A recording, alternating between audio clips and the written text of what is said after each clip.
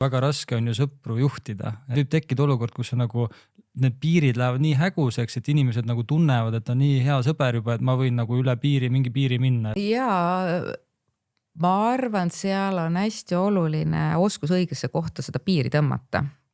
Et kui sa tunnetuslikult tunned võib-olla, et see olukord läheb liiga, ma ei oska öelda, selliseks semulikuks või minu jaoks juht toetab sind, sa saad temaga vabalt asju rääkida, aga ta ei pea olema su maailma kõige parem sõber. Inimesed nagu kipuvad ikkagi, et kui sa nendega hästi käitud, siis nad kipuvad nagu on sümpaatsed ja tunnevad sellist sidet sinuga ju. See rolli teadlikkus on siin nagu õige vastus, et öelda, et konsultandina seda ma teha ei saa või juhina seda ma teha ei saa.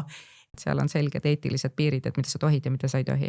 Ja ma arvan, see eetika piir on see, mida see juht peab ka ära tundma, et see seier peab olema õige koha peal.